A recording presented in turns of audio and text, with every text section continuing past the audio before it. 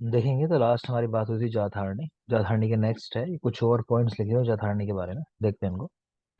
तो एक इंद्रायुधा, ये असाध्य जलोका का टाइप है। इंद्रायुधा हम लोग सुश्रुत जब पढ़ेंगे सूत्र स्थान तो वहां देखेंगे कि जलोका दो प्रकार की है, साध्य और असाध्य। ठीक है, टोटल नंबर 12 होता है उनका। तो उनमें साध्य जलोका है एक इंद्रायुधा। तो नाम याद रखना, क्योंकि यहाँ पे आपने इंद्र बड़वा देखी। तो अगर नाम कभी आएंगे कि ये इंद्र बड़वा क्या है, इंद्रायुधा क्या है, ऑप्शन रख के जरूर देगा। ये साध्य जाधारणी है, साध्य जलोका है, इस तरह करके आपको आइडेंटिफाई करना आना चाहिए। इसी तरह इंद्रमद, देख पा रहे हो नेक्स्ट शब्द है। तो इंद्रमद एक रोग है जो जलोका को होता है। किस जलोका को? जिसको ठीक से वमन नहीं कराया गया। एक कॉन्सेप्ट है कि जलोका जब रक्त का चूषण करती है उसके बाद उसे वमन कराया जाता है और 7 दिन तक दोबारा प्रयोग नहीं किया जाता उस जलोका को। ठीक है, लेकिन ठीक से अगर नहीं हुआ वमन उसको तो उसे एक रोग हो जाता है जिसे बोलते हैं इंद्रमद रोग या रक्तमत्ता। देखिए लिखा है यहाँ पे रक्तमत्ता रोग। ठीक है, तो जलोका की व्याधि है। वाग्भट ने इसको रक्तमद कहा है कि मतलब खून की प्यासी हो गई जलोका, या फिर रक्तमत्ता ये नाम भी कहते हैं। और देख रहे हो खदरा रिस्ट एक नाम लिखा हुआ है, एक योग है खदरा रिस्ट। तो इसका प्रयोग वैसे तो कुष्ठ के अंदर करता है, लेकिन विष चिकित्सा में भी चरक ने दिया हुआ है। कहाँ? जब विष मांस तक पहुंच जाए, तो मांसगत विष की चिकित्सा में खदरा रिस्ट का प्रयोग, ये भी याद रखेंगे। नेक्स्ट लिखा है जलोका को एक बार यूज करने के बाद 7 दिन तक दोबारा प्रयोग नहीं करना चाहिए। और फिर वही खदरा रिस्ट मांसगत विष की चिकित्सा में। यहाँ पर एक पॉइंट लिखा है, ये भी आप जानते हो कि कुष्ठ में बाह्य प्रयोगार्थ आरव श्रेष्ठ है और इंटरनली यूज करना है तो खदिर श्रेष्ठ है। ठीक है, सुश्रुत वाग्भट माधव शारंगधर उपदंश 5 प्रकार के बताए उन्होंने, VPKRS। सुश्रुत वाग्भट माधव शारंगधर, इनके उपदंश 5 प्रकार के, VPKRS नंबर याद रखोगे। और आप जानते हो उपदंश रोग का प्रथम उल्लेख बाय सुश्रुत और फ्रंग रोग का प्रथम उल्लेख भाव प्रकाश। चरक के ध्वज भंग को कुछ आचार्य सुश्रुत के उपदंश के साथ रिलेट करते हैं, क्योंकि ध्वज भंग भी 5 प्रकार का होता है। तो पूछा जाएगा अगर आपसे कि किस कंडीशन को चरक की उपदंश के साथ रिलेट करोगे, तो ध्वज भंग, इसको उपदंश से रिलेट करते हैं। नपुंसकता का एक प्रकार बताया ध्वज भंग जन ने, तो उसको उपदंश के साथ रिलेट करते हैं। रीजन कि दोनों की 5 भेद हैं। नेक्स्ट है औषध सेवन काल। बेटा आप लोग का जो कल टेस्ट दिया था उसकी मैं PDF आपको दे दूंगा, तो आप आंसर अपने चेक कर सकते हो उस तरह भी। बाकी ऐप पे तो है ही, वो रिजल्ट आ जाएगा मेरे सामने। मैं आपको आज उसकी की दे दूंगा, PDF दे दूंगा पूरी क्वेश्चन के साथ, तो देख लेना कि करेक्ट आंसर क्या है। दूसरा, सुचिता आप शायद कॉल कर रहे थे, रिकॉर्डिंग के लिए आपने मैसेज किया था, तो बेटा मैं भेज दूंगा आपको आज। ठीक है, वो भी आपको मिल जाएंगे। और कुछ बात है तो मुझे कह देना कॉल करके। नेक्स्ट देखोगे भाई, औषध सेवन काल अगली हेडिंग है, काफी जरूरी है। औषध सेवन काल ध्यान से देखोगे। पहली जरूरी बात कि औषध सेवन काल कितने हैं। तो एक बेसिक नंबर 10 याद रखोगे। अगर पूछ रहे हैं कितने होते हैं, तो औषध सेवन काल 10 होते हैं सभी के। चरक सुश्रुत हृदय काश्यप चक्रपाणि। लेकिन शारंगधर ने 5 बताए और संग्रह ने 11 बताए। ठीक है, शारंगधर और संग्रह इन्होंने ही एक नया औषध काल ऐड किया, निशा यानी रात्रि के समय औषध लेनी चाहिए। सवाल पूछा जाए कि निशा को औषध काल में किसने कंसिडर किया, तो शारंगधर और संग्रह, इन दोनों को याद रखना आपको। ठीक है, तो औषध काल 10, शारंगधर 5, संग्रह 11। निशी यानी निशा में औषध लेना किसने कहा, शारंगधर और संग्रह ने। आगे देखिए, कह रहे चक्रपाणी ने औषध की अपेक्षा से ही काल 10 बताए। है ना, मेडिसिन को ध्यान में रखे कि भाई मेडिसिन है ये रोग है, तो 10 औषध काल बताए चक्रपाणी ने औषध की अपेक्षा से। चरक कह रहे हैं कि रोगी की अपेक्षा से 2 काल और औषध की अपेक्षा से 8 काल। मुस्कान, क्या कोई करेक्शन है? No sir, same. ठीक है, चलो। तो चारक ने रोगी की अपेक्षा से 2 काल बताए और औषध की अपेक्षा से 8 काल बताए, है टोटल 10 ही है उनके भी। तो कह रहे हैं औषध की अपेक्षा से 8 है और रोगी की अपेक्षा से 2 काल है। तो मेन तो ये देखोगे अब कब कब लेनी है मेडिसिन। ठीक है, दोष विकृति के आधार पे कब कब लेनी है ध्यान से देखेंगे। पहले चरक, इसको बेस मानेंगे। चरक के बाद जो ज्यादा जरूरी है, वो वाग्भट का एक पॉइंट पूछा जाता है कि विष का सेवन किसी ने कर लिया हो तो मेडिसिन कब खानी चाहिए, तो मुहुर्मुहु वहां पे एक शब्द आया कि बार बार लेनी चाहिए। एक वो सवाल आता है। और बाकी फिर सुश्रुत की कुछ चीजें हैं। ठीक है, देखते हैं। तो चरक, बलवान व्यक्ति, कह रहे हैं प्रातः काल मेडिसिन लेनी चाहिए। बलवान व्यक्ति हो तो सुबह सुबह प्रातः काल मेडिसिन लो। प्राण वायु की विगुणता में साग्रास और ग्रासांतर, ठीक है, भोजन के साथ मतलब ग्रास के साथ या ग्रास के बीच बीच में तब लेनी है प्राण वायु की विकृति में। चाहो तो ऐसे भी याद कर सकते हो कि भोजन के साथ सीधा जोड़ दिया प्राण वायु की विकृति में, तो आप जानते हो कि अन्न को प्राण भी कहा गया उस तरह करके, है ना। तो साग्रास से ग्रासांतर कि भोजन के साथ या टुकड़ों के बीच में प्राण वायु की विकृति में। उदान वायु की विगुणता में सायोकाल भोजन के बाद, उदान वायु की विगुणता सायोकाल भोजन के बाद यानी शाम के भोजन के बाद उदान वायु की विगुणता में। समान वायु की विगुणता में भोजन के मध्य, तो समान वायु की विगुणता भोजन के मध्य।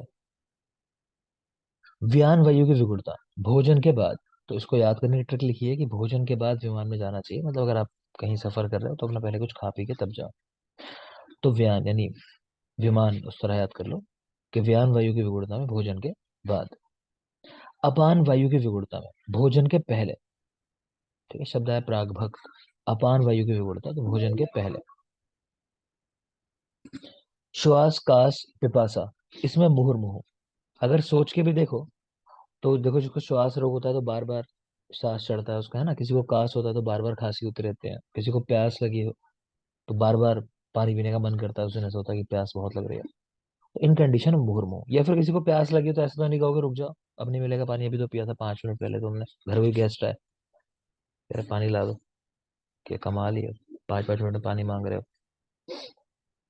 है ना। तो उस तरह भी सोच सकते हो। तो मुहुर्मुहु क्योंकि पूछा जा चुका है तो याद रखना, श्वास का पिपासा मुहुर्मुहु।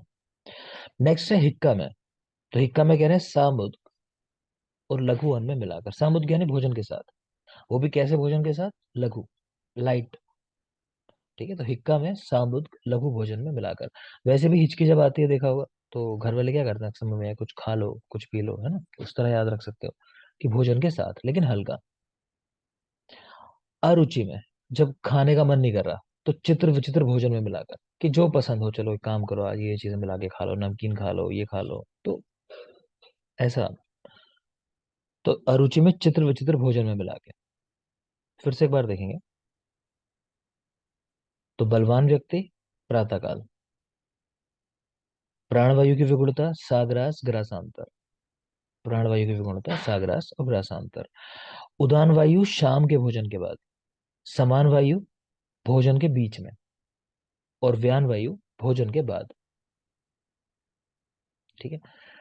नेक्स्ट है अपान वायु की विगुणता में भोजन के पहले, अपान वायु भोजन के पहले। श्वास कास पिपासा मुहुर्मुहु, बार बार श्वास कास पिपासा हिक्का में, सामुद लघु में मिलाकर, और आरुचि में चित्र विचित्र भोजन में मिलाकर। नेक्स्ट देखो सुश्रुत, तो उन्होंने द्वादश अशन प्रविचारणाएं बताई हैं, 12 अशन प्रविचारणाएं। औषध काल 10 बताए उन्होंने भी। प्राण 11, आप जानते हो एकादश और द्वादश दोनों बताया है ना। पुरुष 16 कलाओं से युक्त का है, और रोग बताए 1120। तो ये नंबर से याद रखोगे उनके सारे। तो द्वादश अशन प्रविचारणाएं सुश्रुत की, औषध काल 10, प्राण 11, पुरुष 16 कला युक्त और रोग 1120। अब उनके लिखे हैं औषध काल, देखेंगे।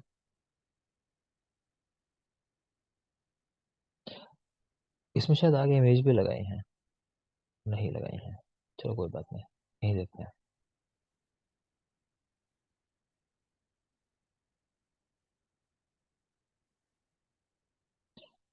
तो फर्स्ट देख रहे हो बेटा, आभक्त। आभक्त कह रहे हैं मतलब बिना भोजन खिलाए। तो इसमें लिखना है यदि बालक वृद्ध स्त्री या अन्य मृदु प्रकृति का व्यक्ति है तो उसको ऐसे मेडिसिन नहीं देनी चाहिए, क्योंकि केवल औषध प्रयोग करेंगे तब गिलानी और बलक्षय हो जाएगा।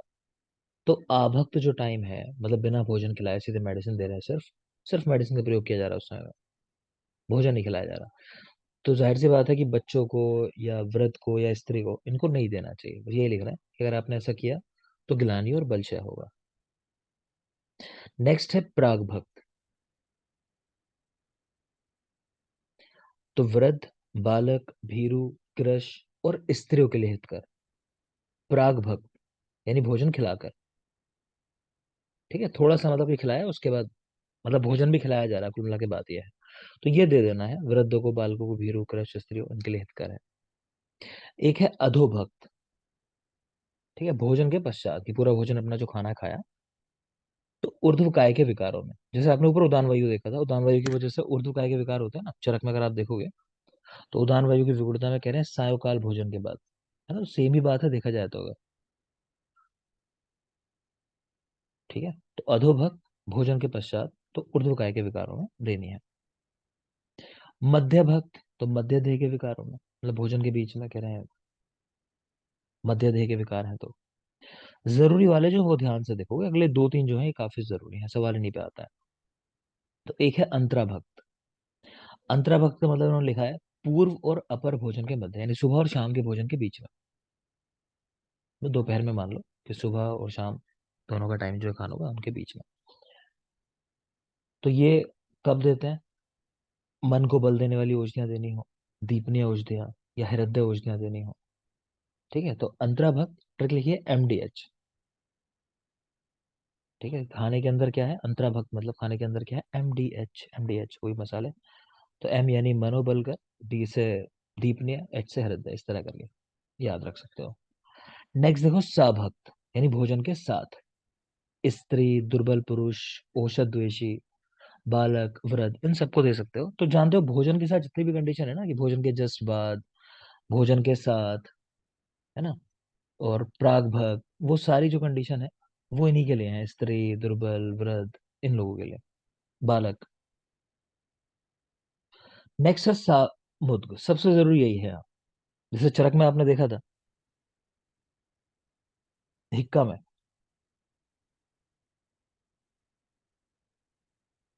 सामुद्ग लघु अन्न में मिलाकर। ठीक है, चरक हिक्का में सामुद्ग लघु अन्न में मिलाकर। और यहाँ देख रहे हो सामुद्ग, तो इसका मतलब लिखा है कि भोजन के प्रारंभ और अंत में, तो दो बार मेडिसिन ले रहे हैं, एक बार खाने की शुरुआत में और एक बार एंड में, बिल्कुल। तो कब दे रहे हैं? तो दोषे द्विधा प्रविशृत है, इसका मतलब लिखा है कि जब दोष शरीर में ऊपर और नीचे दोनों काय में है, ऊर्ध्वकाय अधाकाय, दोषे द्विधा प्रविशृत है, दोष दोनों अ, हिस्सों में फैले हुए हैं, ऊपरी और निचले। तो जब शरीर में दोषों की स्थिति द्विधा प्रविशृत है, अर्थात ऊर्ध्व अधः दोनों काय में हो, तब सामुद्रिक देते हैं मेडिसिन। ये याद रखोगे, दोषे द्विधा प्रविशृत है, इसमें मेडिसिन कैसे देंगे, तो आंसर है सामुद्रिक। नेक्स्ट है मुहुर्मुहु। तो श्वास का सिक्का वमन, इन सब में कह रहे हैं बार बार मेडिसिन देनी, श्वास का सिक्का वमन। पीछे भी आपने श्वास का पिपासा देखा था, हिक्का में वहां सामुद थी लघुवन में मिला के, यहाँ मुहुर्मुहु है, चाहो तो ये पॉइंट याद कर सकते हो, हिक्का में यहाँ मुहुर्मुहु लिखा हुआ है।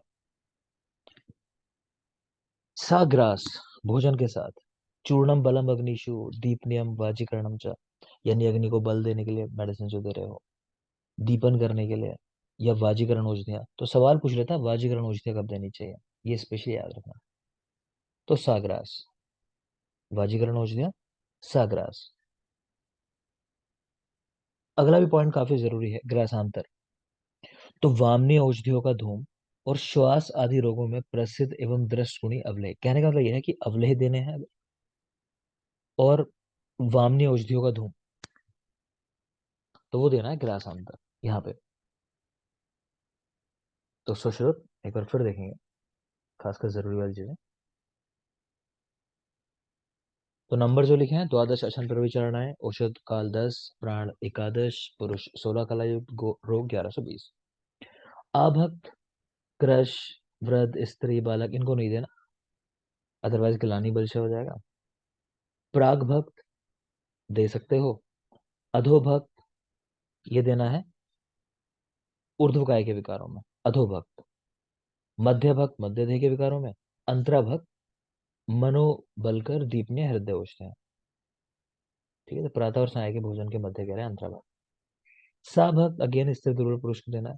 नेक्स्ट देखो जरूरी वाले यहां से है, सामुद्ग, तो दोषे द्विधा प्रविशरते, सामुद्ग भोजन के प्रारंभ और अंत में दो बार। मुहुर्मुहु, तो इसमें हिक्का एक नया आया है, चरक के सामुद्रिक से हटके, तो यहाँ मुहुर्मुहु में है हिक्का। साग्रास, अच्छा ये भी ध्यान रखना कि मुहुर्मुहु में लिखा है साभक्त या आभक्त, इस पे सवाल बना देते हैं अक्सर लोग ऐसे सब चीजों पे, कि भोजन के साथ देनी है मेडिसिन मुहुर्मुहु या बिना भोजन के। तो दोनों ऑप्शन रखे हैं, साभक्त या आभक्त, कैसे भी। साग्रास, अग्नि को बल देने वाली औषधियां, दीपनीय औषधियां, और सबसे जरूरी है वाजीकरण औषधियां, साग्रास। जबकि ग्रासांतर तो अवलेय और वामने औषधियों का धूम। नेक्स्ट देखोगे शारंगधर, उनके औषध काल है 5। सबसे जरूरी बात क्या है कि चरक के उदान वायु और प्राणवायु वाले जो दोनों पॉइंट हैं वो इन्होंने उल्टे कर दिए। प्राणवायु वाली चीजें जो आपने देखी थी साग्रास ग्रासांतर, उसको लिख दिया इन्होंने उदान वायु के अंदर। और उदान वायु में जो लिखा था कि शाम के भोजन के बाद, वो लिख दिया इन्होंने प्राणवायु के अंदर। तो ये दोनों चीजें कर दी हैं उल्टी। ठीक। बाकी देखते हैं इनके 5 औषध काल। तो पहला औषध काल है सूर्योदय जाते प्रभाते या प्रथम काल, कि जब सूर्य निकलता है, वो जो प्रभात होती है सुबह सुबह। तो कब कौन कौन सी मेडिसिन देनी है यहाँ, लेखन के लिए, वमन के लिए, विरेचन के लिए। तो आप देखते भी हो कि वमन कराना हो, विरेचन कराना हो, सुबह ही सुबह कराया जाता है, तो रटने की बात ही नहीं है। और वमन विरेचन कराओगे तो लेखन तो होगा ही होगा, है ना, वेट कम होता है। तो ये हो गया पहला औषध काल। दूसरा औषध काल क्या है, दिन के भोजन का टाइम क्या है, द्वितीय काल। तो दिवसे भोजन है। अब याद रखना है जितनी चीजें अंदर डिस्कस है यहाँ, सब दूसरे काल में डिस्कस है ना। अगर ये रख के पूछ ले कि व्यान वायु में भोजन के अंत में मेडिसिन देनी चाहिए, ये कौन सा औषध काल है चक्र शारंगधर के अनुसार, तो दूसरा औषध काल है। तो ये वाला पॉइंट मैं डिस्कस किया आपके साथ, तो ऐसे भी याद रखना है। तो देखते हैं अपान वायु की विगुणता, तो कह रहे हैं भोजन के पहले, चरक में भी ऐसे से था। समान वायु की विगुणता मंदाग्नि या दीपन के लिए, तो भोजन के मध्य, वहां भी ऐसे देखा था आपने चरक में। व्यान वायु की विगुणता तो भोजन के अंत में, है ना, कि विमान में तब जाना भोजन करने के बाद। सब कुछ चरक जैसे है, कुछ अलग नहीं है। बस ये सारी चीजें कहाँ लिखी हैं, दूसरे औषध काल में लिखी हैं, इतना ध्यान रखना आपको। हिक्का आक्षेप कंप, कह रहे हैं भोजन के पूर्व और अंत में 2 बार मेडिसिन लेनी है। हिक्का आक्षेप और कंप में कह रहे हैं, कोई खास नहीं, पूछा नहीं जाता है, तो देख लो आप। अरुचि में कह रहे हैं चित्र विचित्र भोजन में मिलाकर, अरुचि में चित्र विचित्र भोजन में मिलाकर। तो चरक जैसी चीजें हैं, ऐसे ही करके याद रखो बस। और ये सब कहाँ है, दूसरे काल में। और दूसरा काल कौन सा होता है, दिन के भोजन का समय। ऐसा ही पूछ लेता है कि दूसरा औषध काल कौन सा है, तो दिन के भोजन का टाइम जो है, दिवसे भोजन। आगे देखोगे तृतीय काल।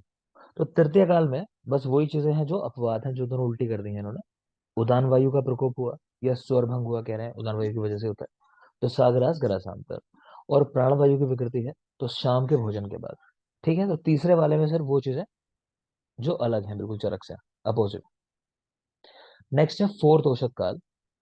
तो इसको लिखा है उन्होंने मुहुर्मुहु, बार बार। चतुर्थ काल क्या है, कि बार बार मेडिसिन लेना। इसके लिए जरूरी बात है बेटा कि सा अन देते हैं, इस पे सवाल बना चुका है। जैसे सुश्रुत मैंने आपको कहा कि बना सकता है, यहाँ बना चुका है कि चतुर्थ काल सा अन होता है या निरान होता है, या पांचवा काल सा अन होता है या निरान होता है। तो याद रखना, चतुर्थ काल में भोजन लेना है, सा अन है। और पांचवा काल जो है निशी रात्रि का, वो निरान है, बिना भोजन के है। तो चौथे काल में तृष्णा, छर्दी, हिक्का, श्वास, गर्विश, यही मैंने आपसे स्पेशली कहा कि विष याद रखना, कि विष के अंदर मुहुर मुहु मेडिसिन लेने को कहा है। जो सवाल बनते हैं वो बता रहा हूँ आपको, सारा याद करने जाओगे तो सब मिक्स हो जाएगा, समझ में नहीं आएगा। तो जिन चीजों को कह रहा हूँ याद रखना, उन पे जरूर फोकस करना। बाकी तो ठीक है, बहुत कुछ लिखा हुआ है, सब याद नहीं रहता है, सवाल भी नहीं पे आते जो बता रहा हूँ। तो चतुर्थ काल मुहुर्मुहु, स्पेशली याद रखना कि गर्विश, कि विष में मुहुर्मुहु मतलब मेडिसिन देनी है। और कैसे देनी है, सा अन।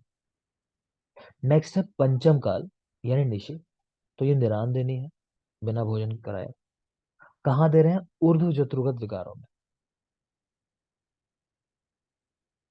ठीक है, ऊर्ध्व जत्रुगत विकार। बाकी लेखन यहाँ भी लिखा है, आपने पहले काल में भी देखा था कि वमन विरेचन और लेखन, यहाँ लास्ट में भी लिखा है। तो समझ में आने की बात है, देखो कि अगर वेट कम करना हो तो क्या है था, रात का खाना बंद कर दो आप, है ना। तो वही चीज है, यहाँ भोजन दे ही नहीं रहे निरान, सिर्फ मेडिसिन दे रहे हैं लेखन के लिए। या कह रहे हैं भ्रंगण कराना है तो भी, कि तब कुछ ऐसा दे दो कि वेट बढ़ाने वाली चीज है, मान लो पाचन के लिए, शमन के लिए। तो कुल मिला के रटना नहीं है, 5 में बस याद रखना है, निशी रात्रि का काल है, बिना भोजन के है, इतना ही जरूरी है। तो शारंगधर एक बार देख लो दोबारा से। तो पहला काल है इनका प्रभात का समय, सूर्योदय का समय, तो लेखन वमन विरेचन के लिए। दूसरे काल में चरक के जो भी पॉइंट आपको ध्यान आ रहे हो, वायु वाले सारे, वो यहाँ आ जाते हैं दूसरे काल में। कि समान वायु विगुणता भोजन के पहले, माफ करें, अपान वायु विगुणता भोजन के पहले, समान वायु भोजन के मध्य, व्यान वायु भोजन के अंत में, हिक्का अक्षय भोजन के पूर्व अंत में, अरुचि चित्र विचित्र भोजन में मिला के। तो सारे जनरल पॉइंट जो है वो दूसरे में आ जाते हैं। तीसरे में अपवाद वाले 2 पॉइंट, उदान वायु प्राण वायु। ठीक है, तो उदान वायु में सागरास का रसांतर कर दिया, जो प्राणवायु में देखा था हमने, वो प्राणवायु के अंदर सायंकाल के भोजन के बाद। चतुर्थ काल यानी मुहुर्मुहु, तो गर्भिश इसमें आ जाता है, और सा अन्न है। और पांचवा है निशि, निरान। इतना याद रखना है। आगे कुछ और पॉइंट लिखे हैं, वही रिपीट हुए हैं जो मैंने आपको जरूरी कहे, कि संग्रह ने कम आक्षेप में कहा सामुद को देना चाहिए मेडिसिन को, कोई खास नहीं। ऊर्ध्व शत्रु का विकार याद रखे ना, निशा के समय शारंगधर ने भी ऐसे लिखा है, देखा था आपने पांचवा काल होगा निशि, ऊर्ध्व शत्रु का विकार, ये याद रख लेना चाहोगे तो। कृषिकरण, ये जरूरी है देखो, कि क्रश करना है किसी व्यक्ति को तो प्राग भुक्त। तो प्राग भक्त का मतलब है भोजन के पहले, मतलब यहाँ कृषिकरण के लिए मेडिसिन कब देनी है, तो भोजन के पहले। तो कॉन्सेप्ट ये है कि जब आप पहले मेडिसिन खा लोगे तो फिर खाना नहीं खा पाओगे। ठीक है। सुश्रुत में भी शायद मैं उसको भोजन के बाद बोल गया था, वहां लिखा है वो भोजन के यही है पहले ही। ठीक है, मतलब ये है कि जो पहला काल था सुश्रुत का, वो था बिना भोजन कराए। और दूसरा जो था वो था भोजन वहां कराना है। ये नहीं कि बिना भोजन के आप मेडिसिन दे रहे हो। एक तो था कि सिर्फ मेडिसिन ही मेडिसिन खिला रहे हो, जैसे बच्चे में पढ़ा था हमने कि कितने आयु से कम के बालक को एकांतर रूप से औषध का प्रयोग नहीं कराना चाहिए। 12 साल। 12 वर्ष। 12 साल। हाँ बेटा, तो वो वाली बात है कि सिर्फ मेडिसिन नहीं देनी है, और चीजें भी देनी है। ठीक है, आगे देखोगे। तो कृषिकरण के लिए प्रागभुक, तो इसमें वही सिंपल सा लॉजिक है कि भोजन के पहले आप अगर कुछ खा लोगे, मेडिसिन खा ली है, कुछ भी खाया, तो वेट नहीं बढ़ेगा, जाहिर सी बात है। अगर भोजन के बाद लेते हो आप कोई चीज, तो वेट बढ़ाएगी आपका वो, क्योंकि भोजन तो आप कर ही चुके हो, एक्स्ट्रा ही खा रहे हो जो भी खा रहे हो, उस तरह सोच के देखो तो कृषिकरण के लिए प्रागभुक। विष की कंडीशन में मुहुर्मुहु। रसायन औषधियां प्रातःकाल खानी चाहिए, और वाजीकरण औषधियां कह रहे हैं साग्रास, ये हम देख ही चुके हैं अभी। वाजीकरण साग्रास, और रसायन औषधियां प्रातःकाल। एक हिंगवाष्टक चूर्ण है, उसका टाइम स्पेसिफिक है कब लेनी होती है, तो भोजन के पहले कवल में, यानी पहला टुकड़ा कह लो जो खा रहे हो आप, उसमें लेना होता है इसको घृत के साथ। इसके कंटेंट लिखे हुए हैं, त्रिकटु, अजमोदा, सैंधव, दोनों तरह का जीरा पड़ा हुआ है, जीरक दो है, और हिंगू पड़ा है 1/8 भाग। ये स्पेशली याद रखना, हिंगवाष्टक में हिंगू जो है वो 8वां भाग पड़ा है, ठीक है, ना कि 8 गुना। तो त्रिकटु, तीन चीजें हो गई, अजमोदा, सैंधव, जीरक दो है, दो जीरक हो गए, और 8वीं चीज हिंगू जो है वो 1/8 भाग है। अनुपान, तो घृत के साथ भोजन के पहले गिलास में। हृदय ने इसको वातिक गुल में बताया, और भैषज रत्नावली ने अग्निमांद्य में। दोनों के रेफरेंसेस याद रखोगे कहाँ कहाँ बताया है। तो हृदय ने वातिक गुल में, और भैषज रत्नावली ने अग्निमांद्य में, याद रखना।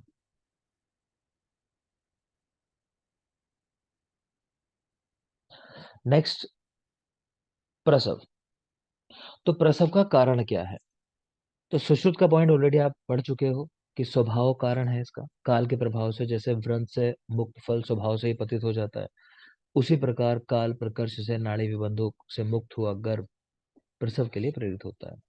हारित ने गर्भाशयवास से गर्भ का वैराग्य, और भेल ने गर्भ द्वारा पोषण होकर संपूर्ण गात्रों का हो जाना, ये कारण बताया है। ये सब हम पढ़ चुके हैं। प्रसव के समय गर्भाशय के अंतर्गत गर्भ की स्थिति, ये भी आप देख चुके हो वैसे।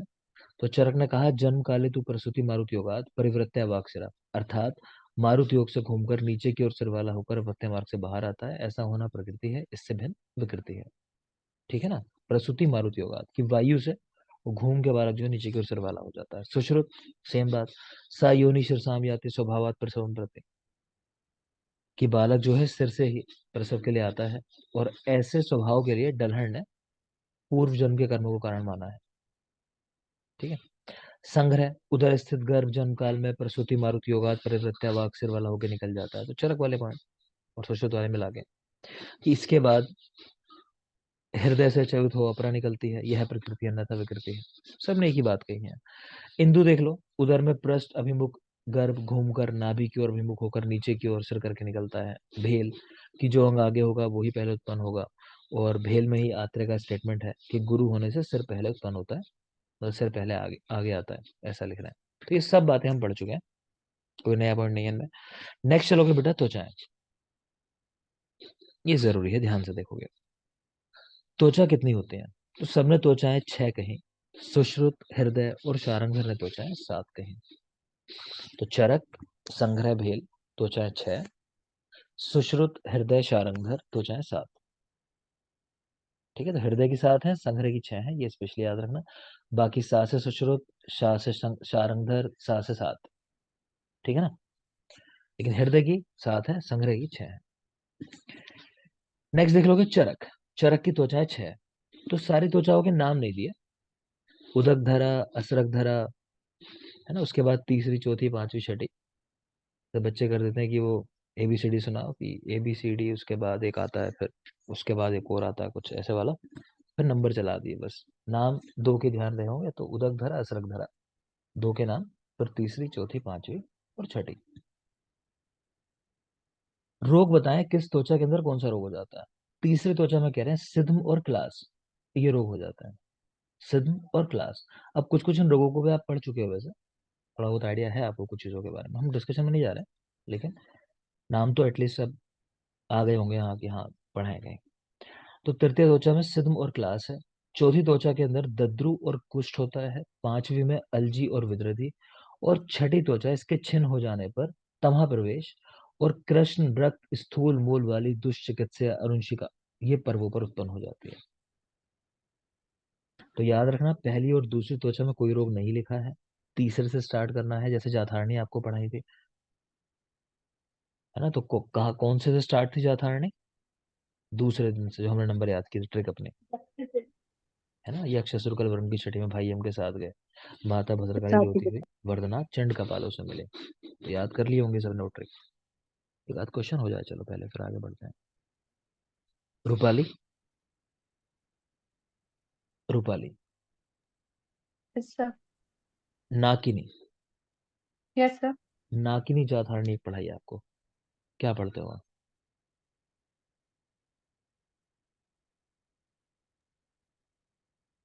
सर वो यात्रा के अंदर है। सर उसके अंदर हमेशा मृत जो घर है वो उत्पन्न होता है। हेलो। और को और कोई कुछ कहना चाहेगा इसके अंदर? कुछ और है, ऐसा ही है? सर ऐसा ही है, जाते मृतम सर यही करके है, ठीक हमेशा है। मृत घर होता है। ज्योति। पुण्यजनी। हाँ जी सर, हाँ जी सर।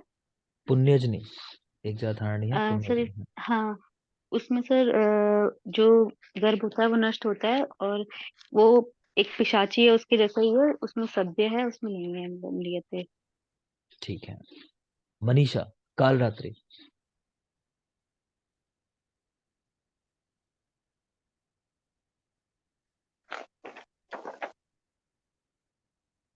मनीषा सर बेटा। संपूर्ण अंग बनने के बाद फिर गर्भ होता है। अच्छा, और जिसमें संपूर्ण अंग नहीं बने होते, माइक कौन रखोगे? जिसमें संपूर्ण अंग नहीं बने होते? दुर्धरा। नितिन निवृत्त। ध्यान दो, ठीक है चलो। ठीक है ना, तो वो सब याद रखना। बाकी चलो यहाँ देखते हैं, तो यहाँ भी तीसरी त्वचा से हम लोग रोग देख रहे हैं। तीसरे में लिखे हैं सिद्म और क्लास। बेटा माइक ऑफ कर लोगे? माइक ऑन है किसी का?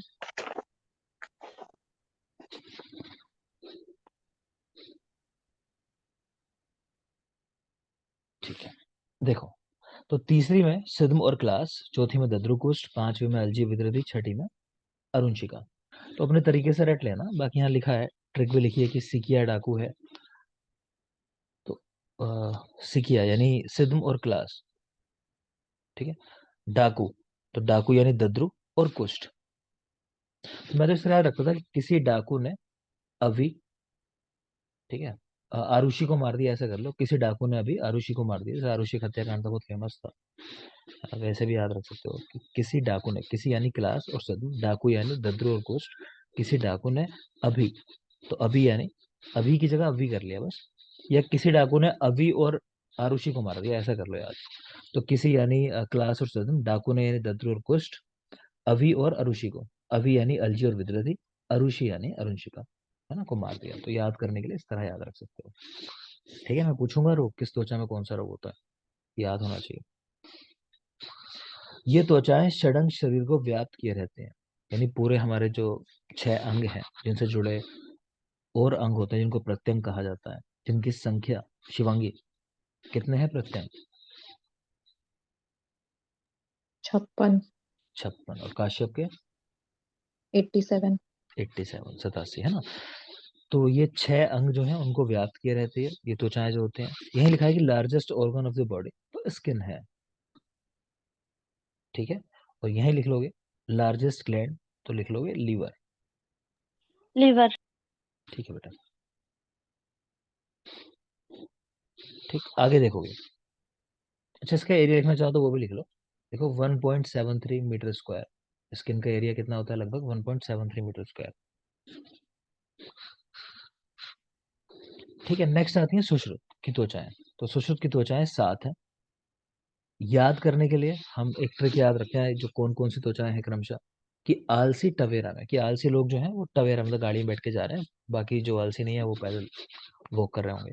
तो आलसी टवेरा में, आलसी यानी अभासिनी, लोहिता और श्वेता। आलसी टवेरा यानी ताम्रा, वेदनी और रोहिणी। और मे का मतलब मांसधरा। ठीक है, तो ध्यान रखना मांसधरा लास्ट त्वचा है, ये त्वचा है क्रमशः है, तो याद रखेंगे। आलसी टवेरा में अभासिनी, लोहिता, श्वेता, आलसी। टवेरा में यानी ताम्रा, वेदनी और रोहिणी। और मे मतलब मांसधरा, तो आलसी टवेरा में। इनका प्रमाण कितना कितना है, कितनी मोटाई है इनकी? ठीक है, तो अभासिनी कह रहे हैं 1/18 व्रीहि के बराबर। लोहिता 1/16 व्रीहि के बराबर। श्वेता 1/12 व्रीहि। ताम्रा 1/8 व्रीहि। वेदनी 1/5 व्रीहि। रोहिणी 1 व्रीहि। और मांसधरा 2 व्रीहि। याद कैसे रखोगे? देखो घटते हुए क्रम में है 18, मतलब घटते क्या, तो वैसे तो बढ़ रही है मोटाई, मेरा होता है नंबर जो है वो कम हो रहे हैं इस तरह। तो 1/18, 1/16, 18 के बाद 16 आया, फिर 12, फिर 8, फिर 5 है, उसके बाद 1 और उसके बाद 2 व्रीहि। तो कहने का मतलब तो है कि मोटाई बढ़ती चली जा रही है, नीचे की तरफ से जा रहे हो आप, है ना। आ से अभासनी, आ से 18, 18 18 जो भी कहते हो, तो अभासनी तो 18, ऐसे याद रखोगे। श्वेता, तो श्वेता में 2 बनता है, लिखते हैं जब श्वेता 2 ऐसा, तो यहाँ भी 1/12 यानी 2 वाला आंसर है। ठीक है, ताम्रा 1/8, तो ता और 8 थोड़ा साउंड करते हैं, तो बाकी देख लो। वेदनी 1/5, है ना। तो पांडव थे जीवन भर वेदना में ही रहे, कितने समय, 12 13 साल तो वो निकले, फिर बाकी भी लड़ाई झगड़ा, पूरी फैमिली खो गई है, भले ही राज्य मिल गया लेकिन क्या जीवन था। तो पांडव जो है वेदना में रहे, तो ऐसे याद कर लो, वेदना 5, उन पांचों को, तो 1/5 वेदनी। रोहिणी, है ना, सब कुछ हो, व्यक्ति अकेला हो तो रोता रहता है, क्या करो, है ना, खुशी तो अकेले, दुख तो अकेले, तो अकेले में रोना, तो एक रोहिणी। मांसधरा 2 व्रीहि, है ना, जैसे 2 दोस्त मिलते हैं तुरंत कहते हैं भाई चलो आज नॉनवेज बनाया जाए, तो मांसधरा 2 व्रीहि। तो ऐसे याद रखने की कोशिश करना, ये जो इनके आगे नंबर है। बाकी रोग ब्रेक के बाद देखेंगे, ब्रेक लो 10 मिनट, वापस आते हैं, फिर रोग देखते हैं क्या क्या रोग होता है। Thank you.